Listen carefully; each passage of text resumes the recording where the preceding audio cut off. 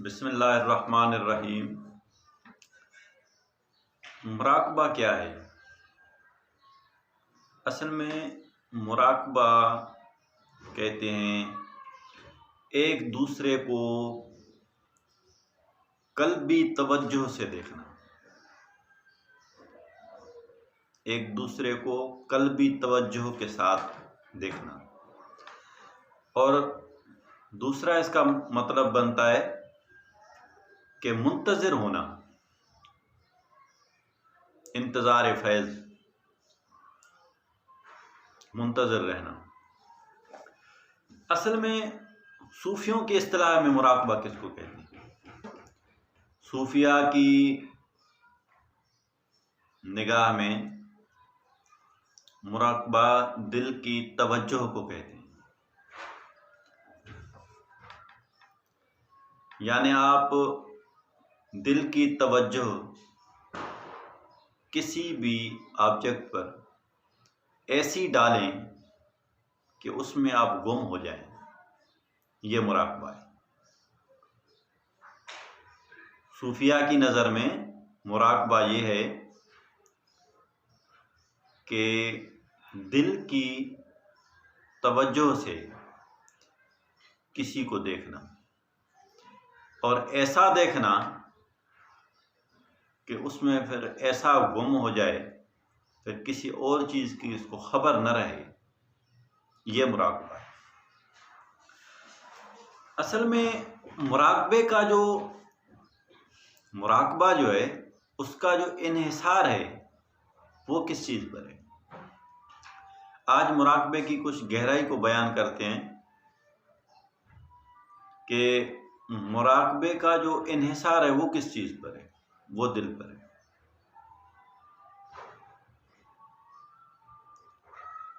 مراقبہ تقریباً لوگ کرتے ہیں، اب جو جتنی گہرائی پکڑتا ہے اس کو اتنے ہی خزائن ملتے ہیں۔ میں نے یہ بھی دیکھا ہے کہ مراقبہ کرتے وقت ایک بندہ جو ہے اشعار پڑھ رہا ہے،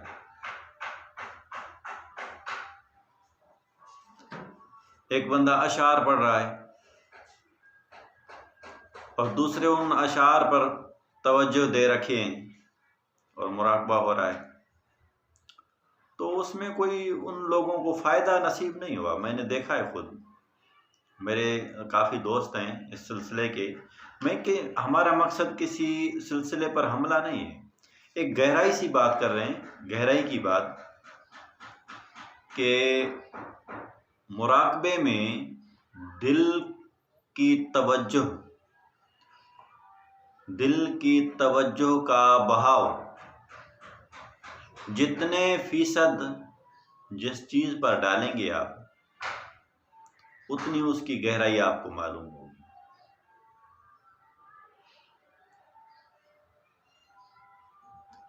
دیکھیں، مراقبے میں تصور کیا جاتا ہے، اس تصور میں آپ نے جتنی گہرائی پکڑی اتنی یکسوئی آپ کے اندر آئے گی۔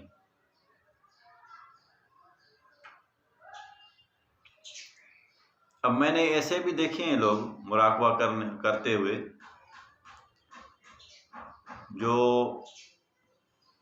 مراقبے میں اتنی ان لوگوں کی میں نے گہرائی دیکھی ہوئی ہے کہ بالکل ان کے قریب جو کچھ بھی ہو رہا ہے ان لوگوں کو محسوس ترک نہیں ہو رہا۔ اب اگر اتنی گہرائی ہے تو اتنا ہی فائدہ ہوگا۔ ویسے بھی جو فلسفی حضرات ہیں، فلاسفر جو ہیں، ان کا کہنا ہے کہ آپ نے اگر کسی چیز کے بارے میں کچھ کرنا ہے، کچھ سوچنا ہے، تو آپ اس میں اتنی گہرائی پکڑیں، یعنی جو آپ کے شعور کا بہاؤ ہے وہ 100% جب تک اس پر نہیں ڈالتے تو پھر آپ اس چیز کی نالج کی آپ جو ہے تمنا بھی مت رکھیں، امید نہ رکھیں. پھر آپ دیکھیں نا، آپ اگر مراقبے میں بیٹھے ہیں اور اپنی توجہ آپ کی اتنی گہری اس میں نہیں ہے، کیونکہ مراقبے کے جو شرائط ہیں وہ تو ہم بیان کر چکے ہیں پہلے، کہ اس میں ایک تصور شیخ ہوتا ہے، اس کے بعد پھر تھوڑی بہت چیزیں مختلف ہوتی ہیں.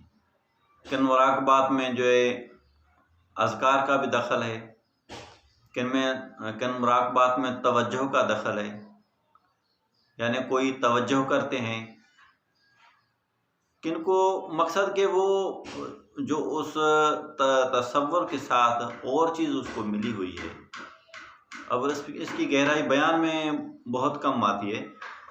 تو جتنی آپ اپنی دل کی توجہ، دل کی گہرائی اس پر جتنی گہری ڈالیں گے اتنے ہی آپ کو ان کے فوائد ملیں گے. تو مراقبہ کا ویسے جو بظاہر فائدہ ہوتا ہے وہ پوری دنیا اس کو تسلیم کر رہی ہے. ابھی پوری دنیا کے جو بڑے بڑے اکابر ہیں وہ اس چیز کو تسلیم کر رہے ہیں کہ مراقبے سے اگر روحانی اور دینی فوائد کو اگر چھوڑ بھی دیا جائے نا تو فزیکلی بھی اس کے بہت بڑے فوائد ہوتے ہیں. مثلا انزائٹی ختم ہو جائے گی، انتشار آپ کے ذہن کا ختم ہو جائے گا، جو زمانے کے حالات کا اثر آپ کے ذہن کے اوپر ہو رہا ہے وہ بھی گھٹ جائے گا. مراقبہ کرنے والا جو شخص ہے اس کے اوپر زمانے کے اثرات بہت کم ہوتے ہیں، کمی پیشی کے. کیونکہ دیکھیں نا، ہم جو صبح کو اٹھے ہیں پھر زمانے کی طرف رجوع ہوئے تو پھر اس میں ہمیں ہزاروں مسائل درپیش آئیں گے. کوئی پازیٹیو ہوگا، کوئی نیگیٹو ہوگا. جیسے گھر سے باہر نکلے تو آپ سے ایک بندہ ملے گا بڑے ادب کے ساتھ، تو آپ کے دل میں اس کے لیے جگہ بنے گی، آپ کا ٹیمپریچر اور اچھا ہو جائے گا، بہتر ہو جائے گا.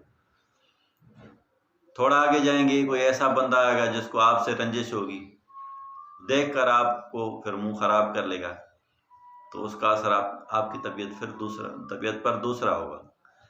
تو اسی طرح جیسے آگے گئے، کسی نے ڈانٹ لیا فضول میں تو پھر اس کا اثر ایک علیحدہ سے ہوگا. اسی طرح کہیں گئے، آپ سے کوئی لڑ گیا تو پھر اس کا اثر علیحدہ ہوگا.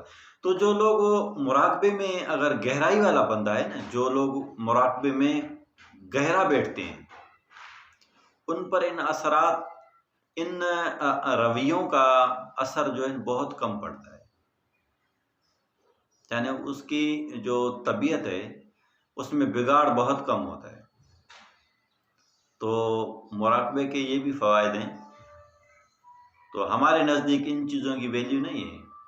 ہمارے نزدیک ویلیو اس بات کی ہے کہ اگر آپ مراقبہ کر رہے ہیں اور دل کی گہرائی سے اس میں آپ اپنی توجہ کو مرکوز نہیں کر رہے تو اس مراقبے سے زمانے کا فائدہ تو ہوگا، لیکن وہ جو روحانی فائدہ ہے وہ نہیں ہوگا اس سے.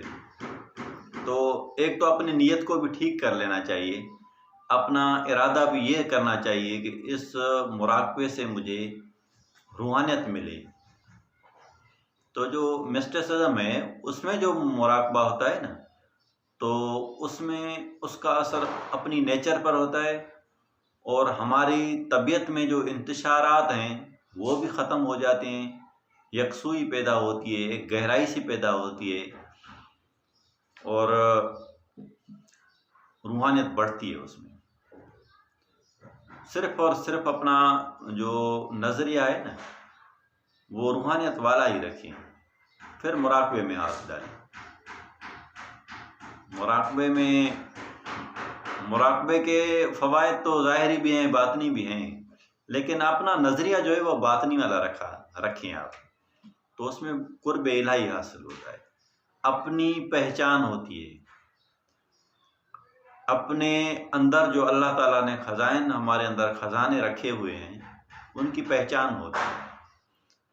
ہمارے اپنے اندر جو اللہ تعالیٰ نے راز و رموز رکھے ہوئے ہیں ان کی پہچان ہوتی ہے۔ ادراک الہی ہوتا ہے، ادراک الہی انسان کے اندر وہ اللہ تعالیٰ نے ایک جز رکھا ہوا ہے کہ وہ یہ بندہ ادراک حاصل کر سکتا ہے، لیکن اس کا دروازہ جو ہے وہ مراقبہ ہی ہے۔ تو مراقبے کا پورا انحصار اپنے دل پر ہی ہوتا ہے۔ آپ کے دل کی توجہ گہرائی مراقبے میں کتنی ہے اتنے فوائد آپ کو نصیب ہوں گے۔ اور جیسے ڈاکٹر حضرات ہوتے ہیں، آج کل جو ڈاکٹر حضرات ہیں ان کو صحیح سمت لگنے لگی ہے کہ وہ علاج بالغذا کر رہے ہیں۔ تو فیٹی لیور ایک بیماری ہوتی ہے، تو اس فیٹی لیور کا علاج کوئی بھی نہیں ہوتا، تو ڈاکٹر حضرات کہتے ہیں کہ بھائی اس کا علاج آپ کو غذا کا ٹھیک ہونا ضروری ہے، اس غذا کا اسٹائل چینج کریں۔ باقی سپلیمنٹ اس کو دیتے ہیں کہ بھائی ایویان کھا لو، روسٹا ٹیبلٹ یا یہ وہ دوسری، بہرحال یہ ہمارا موضوع تو نہیں ہے، تو وہ دیتے ہیں تو پھر وہ اس کا علاج نہیں ہوتا، وہ اس کی سپلیمنٹ ہوتی ہے۔ تو اسی طرح جب ہم مراقبہ کر رہے ہیں تو مراقبے میں ہمیں سپلیمنٹ کی بھی ضرورت پڑتی ہے، سپلیمنٹ کی بھی ضرورت پڑتی ہے۔ وہ ہے کہ آپ اپنے آپ کو متقی پرہیزگار رکھیں، حتی الامکان رکھیں۔ پھر کمی بیشی تو انسان میں ہوتی ہی ہے، انسان تو خطا کا گھر ہے، لیکن اپنی طرف سے فل کوشش کر کے تقوی پرہیزگاری یہ سپلیمنٹ ہے۔ تو آپ اپنے ارد گرد کا ماحول جو ہے اس کو بھی ٹھیک رکھیں، اس میں بھی واہیات پن کو نہ رکھیں، اس میں بھی فضولیات کو مت رکھیں، اس میں بھی غلط الفاظ کا استعمال بہت کم کریں، تو اس کا بھی دل پر بہت اثر پڑتا ہے۔ یعنی آپ فضولیات کو بھی چھوڑیں گے، دل کی گہرائی سے بیٹھیں گے، اتنی گہرائی پکڑیں کہ آپ کو یہ محسوس تک نہ ہو کہ میرے ساتھ کون بیٹھ کر اٹھ گیا، یہ بھی محسوس نہ ہو۔ یہ ہوتی ہے، ویسے ہو جاتی ہے تجربے سے، یعنی آپ کی پریکٹس سے۔ آپ جتنا مراقبہ میں گہرائی پکڑیں گے تو یہ چیز آپ کے اندر ہو جائے گی، بالکل ہو جائے گی۔ اور یہاں تک بھی ہم نے دیکھا ہے، ہمارے ایک دوست ہیں، بزرگ ہیں، تو ان کا کوئی آپریشن ہونا تھا، وہ مراقبے کا بڑا ماہر بندہ تھا۔ وہ جب نشہ دینے لگے تو اس نے کہا، ہرنیا کا آپریشن تھا، اس نے کہا مجھے نشہ آپ نہ دیں۔ انہوں نے کہا بھائی نشے کے بغیر آپ تڑپیں گے، ہم کام نہیں کر پائیں گے۔ انہوں نے کہا نہیں، آپ کر لیں۔ تو خدا گواہ ہے اس بات کا، میں غلط بیانی سے کام نہیں لوں گا۔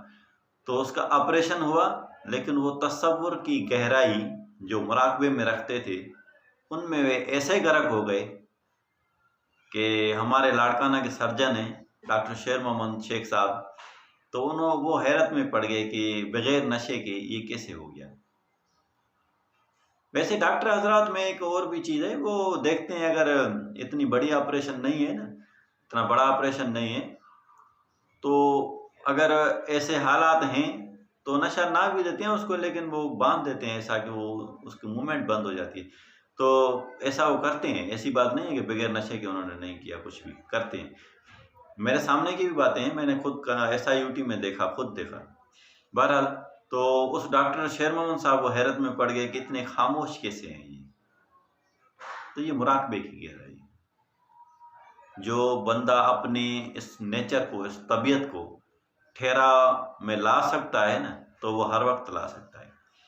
ایک پاکستان کے بہت بڑے سیاستدان تھے، مراقبے میں ان کو بہت گہرائی تھی، ذوالفقار علی بھٹو۔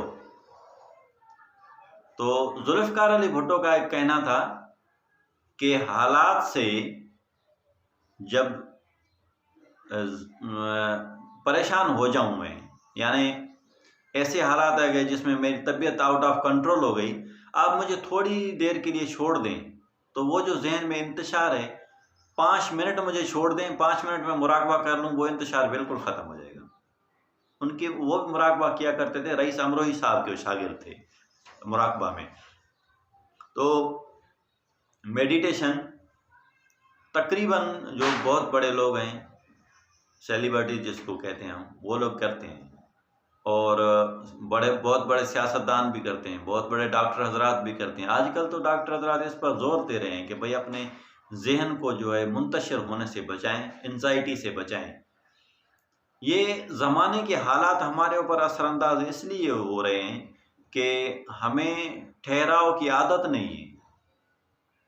مراقبہ کی اگر ہمیں عادت ہوتی نا تو ہم اپنی طبیعت کو ایک سمت میں لانے میں ماہر ہوتے، تو پھر اس صورت میں زمانے کے حالات ہمارے اوپر اثر انداز نہیں ہوتے۔ تو اصل میں مراقبہ بچوں کو بھی کروائیں، میں اپنے بچوں کو بھی کرواتا ہوں مراقبہ، تھوڑی دیر کا کراتا ہوں۔ تو مراقبے کی عادت اپنے بچوں میں بھی ڈالیں، گھر والوں میں بھی ڈالیں۔ اگر انڈیویڈیولی کوئی نہیں کرتا تو بٹھا کر کٹھے کریں، کٹھے ہو کر سب کو بٹھا کر مراقبہ 5 منٹ کے لیے بھی 10 منٹ کے بھی کریں۔ قادری سلسلہ میں ایک بہت خوبصورت سا ایک انداز ہے مراقبے کا، جو میں آپ کو بتا رہا ہوں۔ عشاء نماز کے بعد 4 تسبیحات قادری سلسلے کی پڑھنے کے بعد آخر میں جو کہتے ہیں حق اللہ ہو، پھر اس میں وہ اتنے گہرے ہو جاتے ہیں۔ بزرگان دین کے پاس یہ مشغلہ رہا ہے، بزرگان دین کا۔ عشاء نماز کے بعد بیٹھتے تھے 4 تسبیحات پڑھ کے، اور آخر میں حق اللہ ہو میں اتنی گہرائی ہو جاتی تھی کہ بالکل ماحول خاموش ہو جاتا تھا۔ اس کے بعد پھر اللہ کے دربار میں عاجزانہ دعا عرض کرتے تھے۔ عاجزی تو ہمارا ہتھیار ہے۔ تو مراقبے کی عادت ڈالیں، اپنے گھر کے اندر بھی ڈالیں، تو اللہ تعالیٰ اس مراقبے کی برکت سے آپ کے گھر میں ذہنی بیماریاں نہیں لائے گا، کبھی دور کر دے گا۔ مراقبے کی برکت سے آپ کے گھر سے انزائٹی کی بیماریاں ختم ہو جائیں گی، انتشار کی بیماریاں، ذہنی انتشار کی بیماریاں ختم ہو جائیں گی، ذہن فریش رہے گا۔ اور جب ہمارا ذہن فریش ہوگا تو ہم صحیح ہر عمل کو صحیح سر انجام دے پائیں گے۔ آپ پریشان ہیں تو آپ سے کوئی بھی کام سیدھا نہیں ہوگا کبھی بھی۔ آپ نوٹ کر لیں اپنی طبیعت کو، تو جتنا طبیعت میں ٹھہرا ہوگا اتنا بہتر کام کر سکیں گے۔ تو زمانے کے جو امور ہیں ان کو سر انجام دینے کے لیے بھی ہمیں مراقبہ کرنا چاہیے۔ تو میں تو اپنے احباب کو، دوستوں کو کہتا ہوں کہ بھائی اگر آپ کسی سلسلے میں داخل بھی نہیں ہیں تو پھر بھی بھائی آپ اللہ تعالیٰ کی عبادت تو کر سکتے ہیں نا، تو مراقبہ کریں۔ بے شک آپ کسی کے طالب نہ بنیں، کسی کے مرید نہ بنیں، لیکن مراقبہ نہ چھوڑیں، مراقبہ ضرور کریں۔ مراقبہ ایک ایسی نعمت ہے جس سے ظاہر میں تو آپ کے اندر بیماریاں نکل جائیں گی، جو بھی تھوڑی بہت ہوں گی ذہنی امراض، ان سے نجات مل جائے گی آپ کو، اور باقی جو روحانیت ہے وہ تو آپ جتنی اس میں گہرائی پکڑیں گے وہ آپ کو نصیب ہوگی۔ روحانیت کے لیے مراقبہ کریں، صحت کے لیے مراقبہ کریں، اور زمانے کے امور کو صحیح طریقے سے سر انجام دینے کے لیے بھی مراقبہ کریں۔ اپنی طبیعت کو تحمل مزاج رکھیں، اس کے لیے بھی مراقبہ کریں۔ صحت کو ٹھیک کرنے کے لیے بھی مراقبہ کریں، میڈیٹیشن کریں، سانسوں کی جو ہے وہ پریکٹس کریں۔ مراقبہ میں تو ایک نہیں ہزاروں اس کے اسٹائل ہیں نا، آپ کو جس استاد سے جو اسٹائل ملے آپ کریں، لیکن اس مراقبے کا جو انحصار ہے وہ انحصار جو ہے پورا کا پورا آپ کے دل پر ہے۔ آپ کے دل کے اندر گہرائی کتنی ہے، جتنی گہرائی ہوگی اتنے فوائد ہوں گے۔ مراقبے کی ایک مقرر وقت میں بیٹھ کر مراقبہ کرنا ہے، اس کے لیے آرام دہ جگہ کو تلاش کریں، بیٹھیں جہاں آپ ایسا نہ ہو کہ آپ دکھی طریقے سے بیٹھیں، مشکل طریقے سے بیٹھیں جس میں آپ کی توجہ بار بار اپنے اس مشکل کی طرف جا رہی ہو، ایسی حالت میں نہ بیٹھیں۔ آرام دہ حالت میں بیٹھیں، توجہ دل پر رکھیں اور با ادب بیٹھیں، کیونکہ با ادب با نصیب ہوتا ہے، بے ادب بے نصیب ہوتا ہے۔ باادب کو مراد حاصل ہوتی ہے، بے ادب کو مراد حاصل نہیں ہوتی کبھی بھی۔ تو آپ جو ہے باادب ہو کر بیٹھیں۔ اور ہمارے پلیٹ فارم پر تو ہم تلقین بہت یہ کیا کرتے ہیں کہ اسلام میں تو ہمیں حکم ہے کہ جب بھی بیٹھو آپ عبادت میں تو یوں محسوس کرو کہ اللہ تعالیٰ آپ کو دیکھ رہا ہے۔ یعنی مراقبے کی صورت میں دو صورتیں ہیں مراقبے میں۔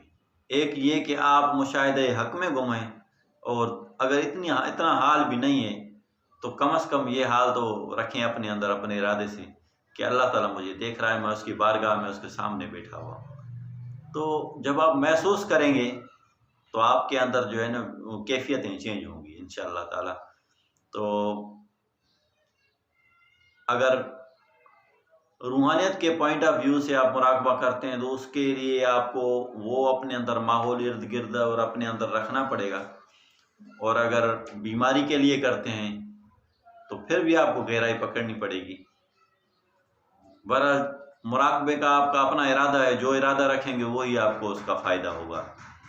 تو مراقبے میں ادب سے بیٹھیں گے، باادب با نصیب ہوتا ہے، با مراد ہوتا ہے، اس کو مراد نصیب ہوتی ہے۔ جو بے ادب ہوتا ہے تو اس کو کچھ نصیب نہیں ہوتا۔ تو اصل میں ہمارے اندر جو کمی پیشی ہے وہ یہ ہے کہ ہم جب مسجد میں بیٹھتے ہیں، عبادت گاہ میں بیٹھتے ہیں، مسجد میں بیٹھیں یا کسی بھی عبادت گاہ میں، وہ اس میں ہم جو ہے نا حاضران حضور نہیں ہوتے۔ بھائی اللہ کو حاضر ناظر سمجھ کر بیٹھیں گے تو ہمارے اندر خوف پیدا ہوگا نا۔ ہم ایسے واحد طریقے سے بیٹھیں گے تو ہمارے اندر خوف پیدا نہیں ہوگا، اس لیے وہ عبادت اثر نہیں کرتی۔ ایک تو دل کی گہرائی نہیں ہے، دوسرا اللہ کو حاضر ناظر سمجھ کے نہیں بیٹھتا بندہ۔ تو اسی وجہ سے جو ہے نا ہمیں وہ عبادت ہمیں رنگ نہیں لاتی۔ تو اس لیے ارد گرد کے ماحول کو بھی اس طریقے میں رکھیں تو انشاءاللہ تعالیٰ آپ بے مراد نہیں لوٹیں گے کبھی بھی۔ آخر میں دعا ہے اللہ تعالیٰ ہمیں ادب والے طریقے سے عبادت کرنے کی توفیق عطا فرمائے۔ وآخر دعوانا ان الحمدللہ رب العالمین۔